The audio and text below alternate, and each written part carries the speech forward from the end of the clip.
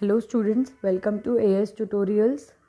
Today we will continue our first chapter from civics, that is post World War political developments.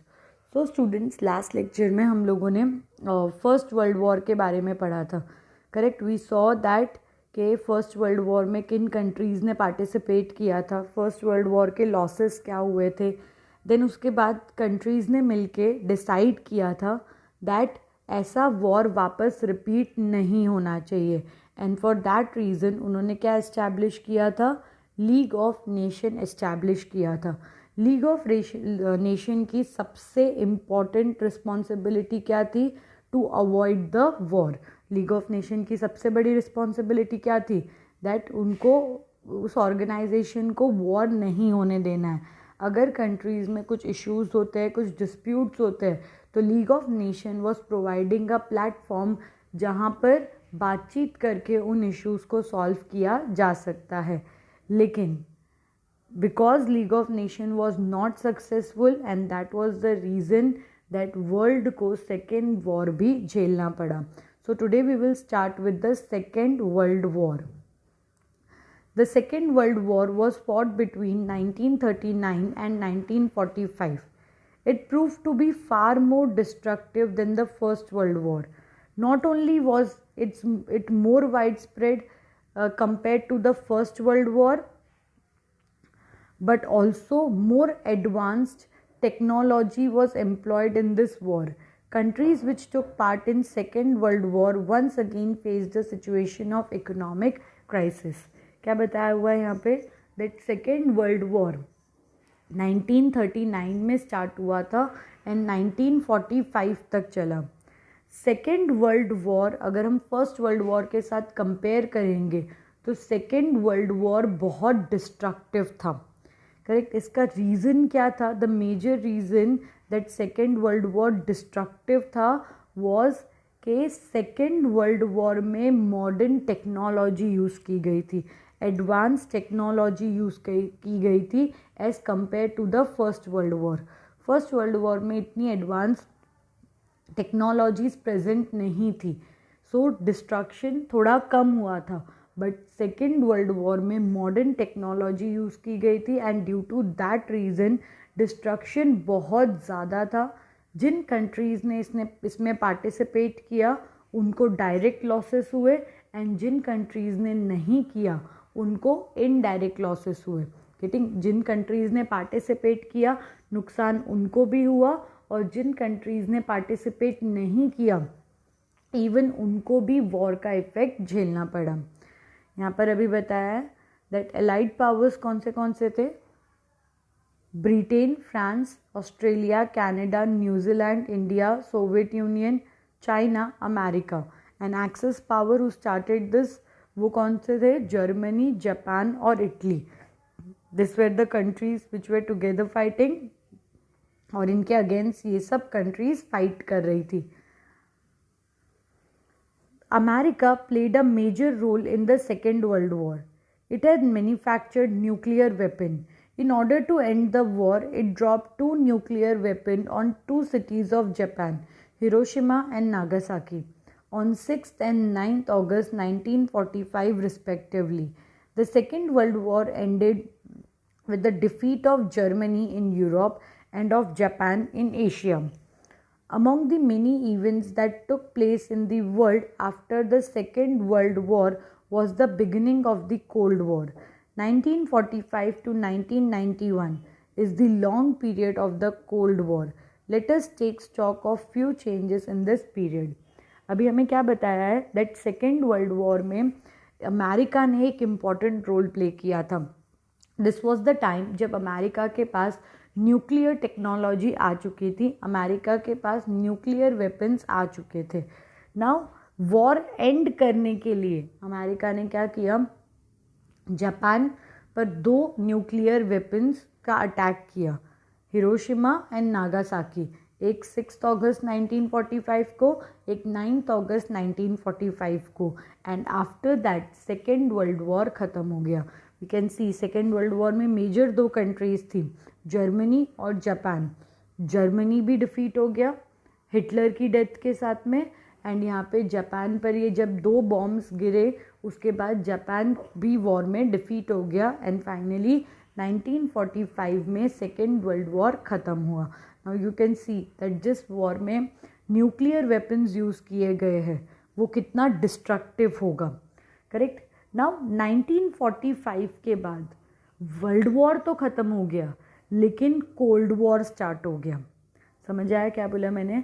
1945 में जो world war चल रहा था between the Germany, Japan और Italy और उसके साथ जो एलाइड पावर्स थे उनके बीच में जो वॉर चल रहा था वो वॉर एंड हो गया. बहुत डिस्ट्रक्शंस हुए, कंट्रीज़ को बहुत लाइफ एंड प्रॉपर्टी का नुकसान झेलना पड़ा, बहुत सी चीज़ें हुई. लेकिन 1945 के बाद एक और नई वॉर शुरू हुई and that was the cold war. 1945 से लेके 1991 तक कोल्ड वॉर चला. आपने इसके बारे में हिस्ट्री के चैप्टर में हमने देखा था changes after 1991.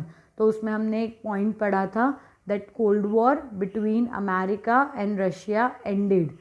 So cold war किस किस के बीच में था? अमेरिका एंड सोवियत यूनियन के बीच में था.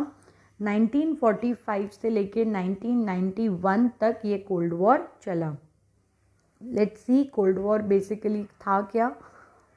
America and the Soviet Union, who were allies in the Second World War, became competitors as soon as the war got over. The cooperation between them gave way to rivalry. This rivalry occupied a period of 40 to 45 years of international politics.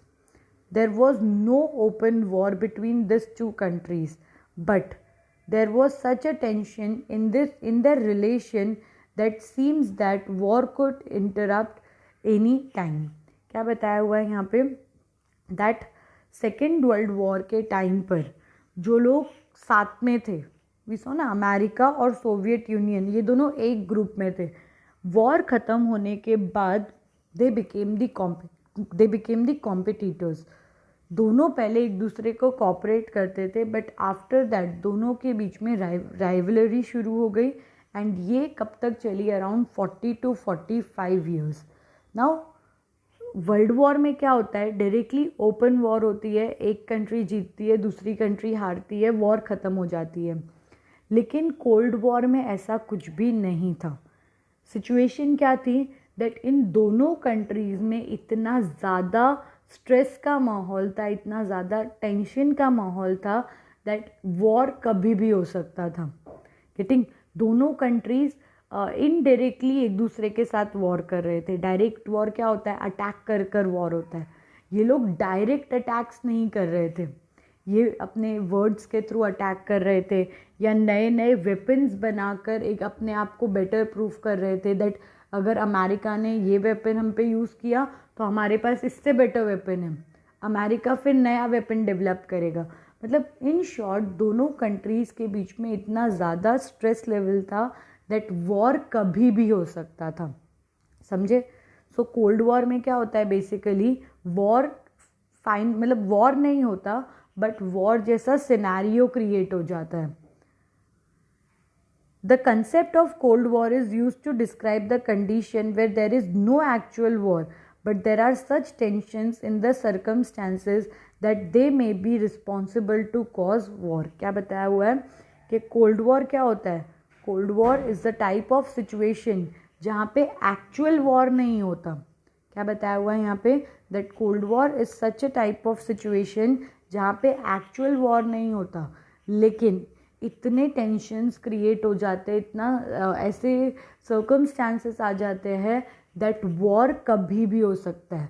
Getting? जो ऐसी situations आ जाती है which can lead to the war.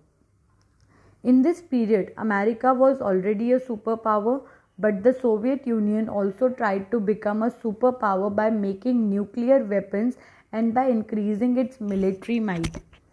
The struggle for power, arm race, differences in ideology, attitude of checkmating each other by strategies and counter strategies gave rise to the Cold War.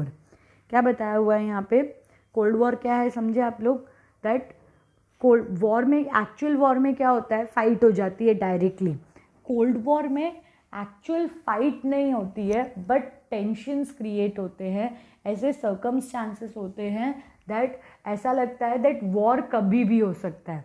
I think ऐसे circumstances आते हैं विच may create कि war कभी भी हो सकता है, actual war कभी भी स्टार्ट हो सकता है।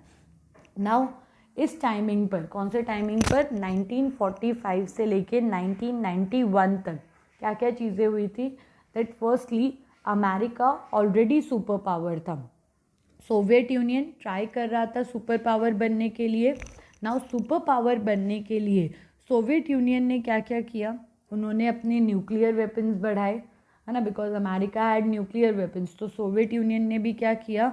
अपने न्यूक्लियर वेपन्स बढ़ाए, अपना मिलिट्री बेस बढ़ाया। देन उसके बाद यहाँ पे क्या दिया है? Nuclear weapons and military increase की। इन दोनों ही कंट्रीज़ में पावर की स्ट्रगल की वजह से इन लोगों ने अपने वेपन्स, मतलब not only nuclear weapons, other destructive weapons बनाना भी स्टार्ट किया। देन उसके बाद दोनों कंट्रीज़ का एटीट्यूड कैसा रहता था? हमेशा चेकमेटिंग ईच अदर।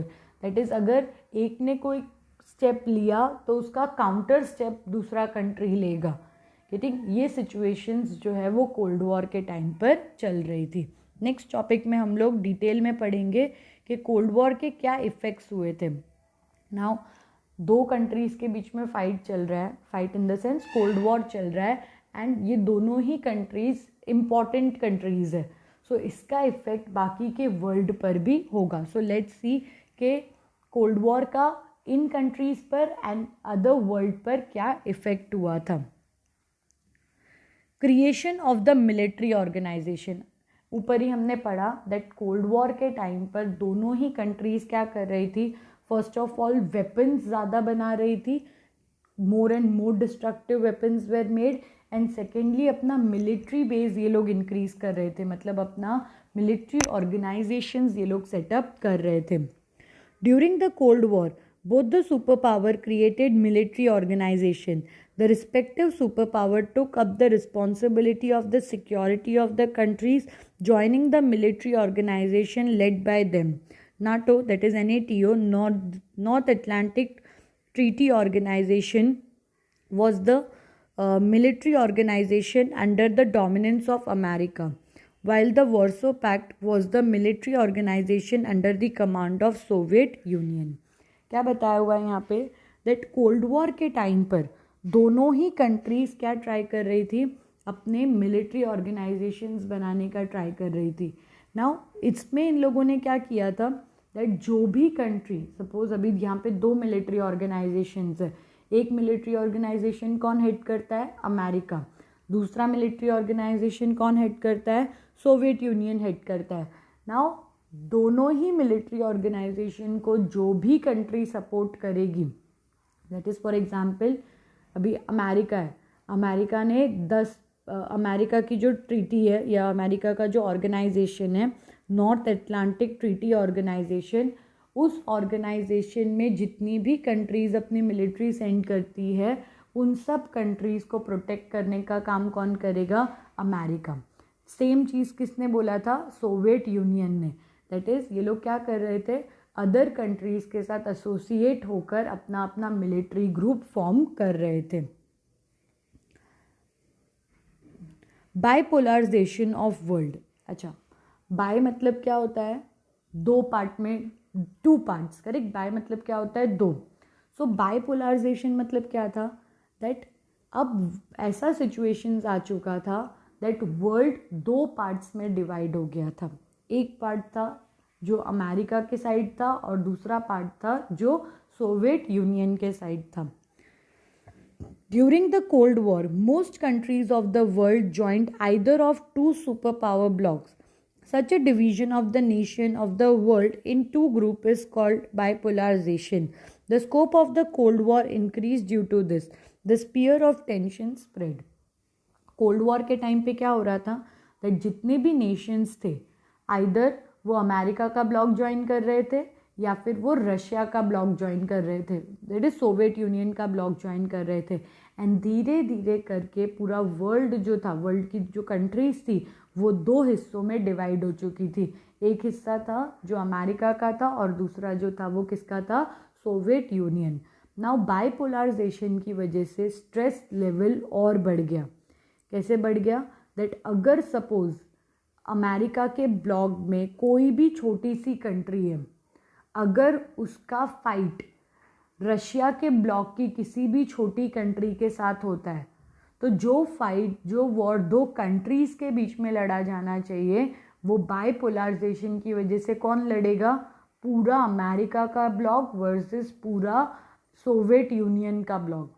गेटिंग, अगर बाइपोलराइजेशन नहीं हुआ होता, कंट्रीज सेपरेटेड होती, तो अगर दो कंट्रीज में डिस्प्यूट है तो वो आपस में लड़कर या बातचीत करके कैसे भी सॉल्व कर सकते थे। लेकिन क्योंकि ब्लॉक्स बन चुके थे, तो अब सिचुएशन कैसी थी, दैट अगर अमेरिका के ब्लॉक में से किसी भी कंट्री का कोई भी डिस्प्यूट रशिया के, सोवियत यूनियन के ब्लॉक की कंट्री के साथ होता है, तो दोनों कंट्रीज, दैट इज़ अमेरिका और रशिया, ये दोनों कंट्रीज आपस में फाइट करना स्टार्ट कर देंगे। सो बाइपोलराइजेशन की वजह से जो स्ट्रेस लेवल था वॉर का वो बढ़ गया था।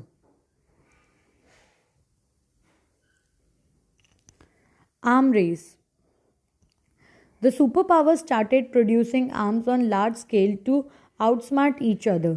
They started a rivalry to make more and more destructive weapons and to acquire technology required for same. But soon, both the superpowers realized that the arm race may endanger international peace.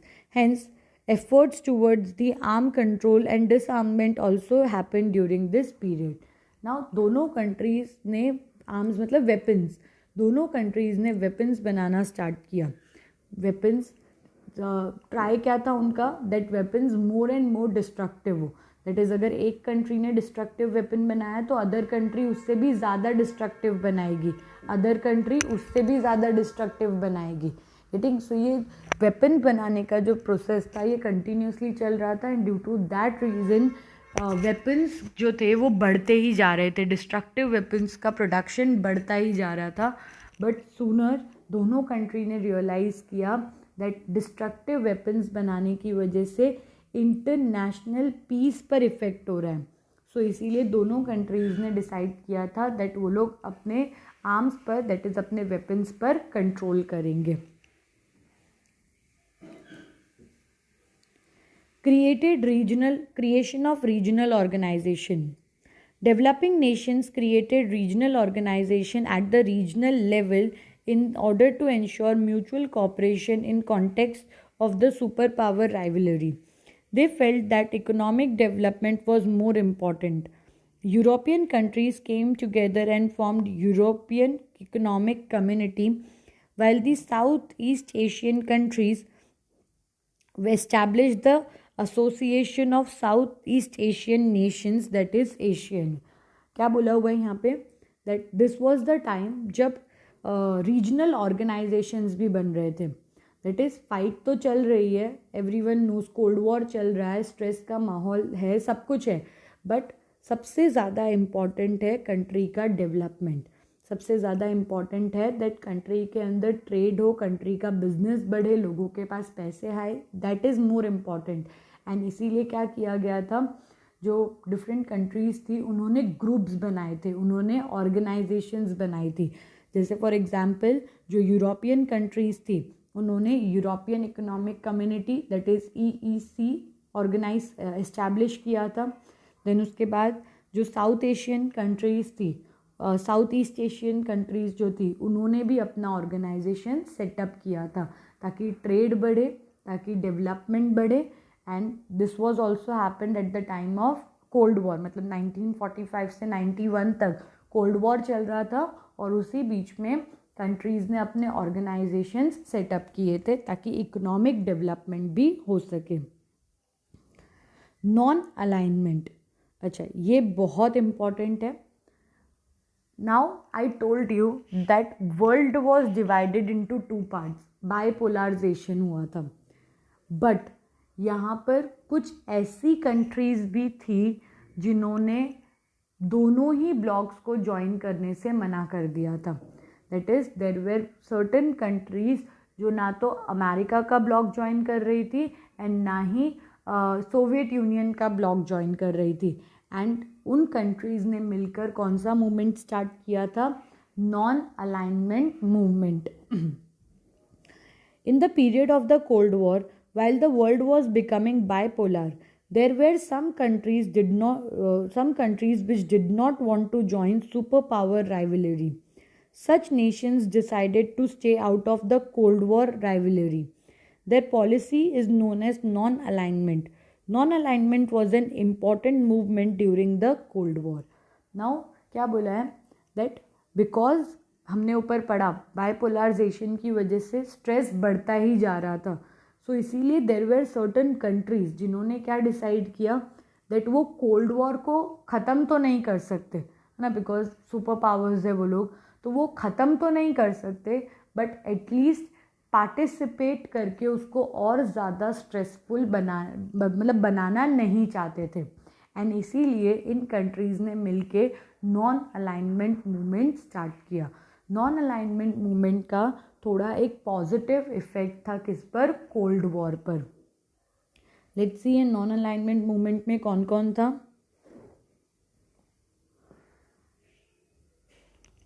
The Asian and African countries which became independent after the Second World War supported the idea of non-alignment. This movement started from 1961 under the leadership of India's Prime Minister Pandit Jawaharlal Nehru, President of Yugoslavia Marshal Tito, President of Egypt Gamal Abdel Nasser, President of Indonesia Dr. Sukarno, Prime Minister of Ghana Dr. Kwame Nkrumah. Okay, so क्या बोला हुआ है यहाँ पे that जो countries को independence मिला था, है ना, आफ्टर 1945 जिन एशियन एंड अफ्रीकन कंट्रीज़ को इंडिपेंडेंस मिला था उन कंट्रीज़ ने मिलकर ये नॉन अलाइनमेंट मूवमेंट स्टार्ट किया. ये नॉन अलाइनमेंट मूवमेंट कब से स्टार्ट हुआ था? 1961 से. एंड इन जो कंट्रीज़ मेंशन्ड है यहाँ पे, इन कंट्रीज़ के जो हेड थे उन्होंने इस मूवमेंट को लीड किया था सो दैट कोल्ड वॉर ज़्यादा इंटेंस ना हो.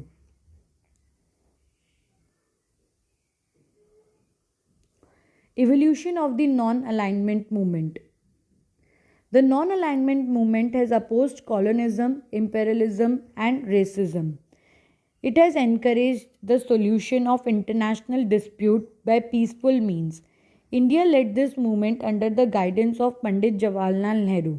India continued to actively support the movement afterwards as well. Even after the end of the Cold War, the movement has not reduced. The non-alignment movement is based on the eternal principles of humanism, global peace, and equality. It has inspired the less developed countries to come together. It has encouraged the resolution of international disputes by peaceful means while taking a firm stand on disarmament, fostering human rights. The non-alignment movement put forth the problem of poor, undeveloped countries firmly. This movement made a demand of a new international economic order. Summarizing briefly, the significance of non-alignment movement has not reduced even if the Cold War is over. It inspired the less developed countries to come together. It brought several new streams of economic and social changes into international politics. It gave these countries the confidence to assert themselves with self-respect in international politics. Okay. अभी यहाँ पे हमें non alignment movement के बारे में बताया है that non alignment movement का बेसिक कंसेप्ट क्या था.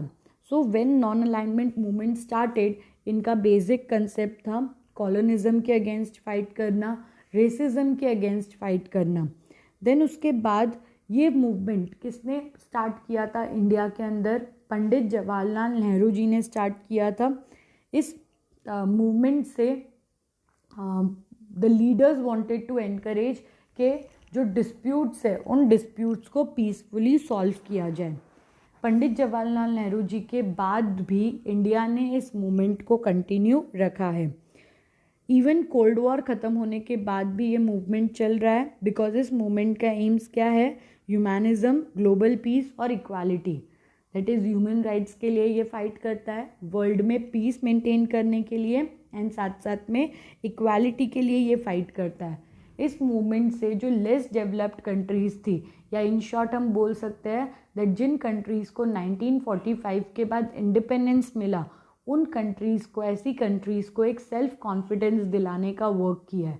उन सब कंट्रीज़ ने मिलकर यहाँ पे अपने डिमांड्स को सामने रखा है, सो दैट वो लोग को भी इकोनॉमिक बेनिफिट्स मिल सके। नेक्स्टली इस मूवमेंट ने क्या क्या चीज़ें बताई हुई है यहाँ पे, दैट नॉन अलाइनमेंट मूवमेंट ने हमेशा इनकरेज किया है दैट डिस्प्यूट्स को कैसे सॉल्व करना चाहिए बाय पीसफुल मीन्स। देन उसके बाद डिसआर्ममेंट, दैट इज़ ज़्यादा वेपन्स नहीं होने चाहिए कंट्रीज़ के पास, ह्यूमन राइट्स के रिलेटेड। देन उसके बाद पुअर अंडर डेवलप्ड कंट्रीज़ के जो प्रॉब्लम्स हैं उन ओपिनियंस को भी, उन प्रॉब्लम्स को भी इन्होंने फर्मली इंटरनेशनल पॉलिटिक्स में इंक्लूड किया है। सो यहाँ पर नॉन अलाइनमेंट मूवमेंट ख़त्म होता है। अब हम अपने नेक्स्ट लेक्चर में पढ़ेंगे अबाउट कि कैसे कोल्ड वॉर एंड हुआ, that is end of the cold war, and we will see the post effects of the cold war, that is cold war ख़त्म होने के बाद वर्ल्ड पर और कंट्रीज़ पर क्या इम्पैक्ट पड़ा। Thank you students.